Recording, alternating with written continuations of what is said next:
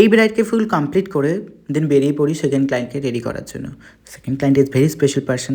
তো কেন special person বলছি, তো চলো দেখে নিই। আশা করি তোমরা দেখে চিনতেই পারছো, লাইক যারা বুঝতে পারছো না তাদের জন্য ভিডিওটা। তো দিদি ছিল আমার আগের সিজনের ব্রাইড, তো বুঝতেই পারছো কতটা স্পেশাল।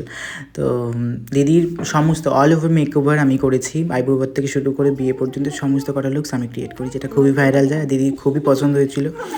বুঝতেই পারছো এতদিন পর দেখা, তাই হাসি থামাতে পারিনি, গল্প একদম করেই যাচ্ছি আর কাজও চলছে গল্পের সাথে সাথে। তো দিদির একটা রিকোয়ারমেন্ট ছিল, একটা ফ্লেক্স দিদি থাকবে, আর দিদি এই ব্রাইডের ওকেশনের জন্য ইনভিটেশন ছিল, তো সেই জন্যই আমাকে একটি হেয়ারে ওয়ার্কের জন্য বুক করেছিল দিদি। তো সচরাচর আমি পার্টি মেকআপের বুকিং নিই না, আর স্পেশালি হেয়ারের জন্য। আর দিদি ছিল একজন স্পেশাল ক্লায়েন্ট। তো এই ব্রাইডের মানে ওই ব্রাইডের বাড়ির দুটো বাড়ির পরেই যেহেতু দিদির বাড়ি, তো সেই জন্য আমি চলে যাই দিদি হেয়ারটা করার জন্য। আর দিদির ফেসে একটু র্যাশেসের প্রবলেম থাকে, দিদি মেকআপটাও স্কিপ করে গিয়েছিল। তো here is the final result হেয়ারের। তোমরা অবশ্যই দেখে জানিও তোমাদের কেমন লাগলো। আর ব্রাইডের ক্লায়েন্টের কাছ থেকে শুনে নাও ক্লায়েন্টের কেমন লাগলো। আউটস্ট্যান্ডিং।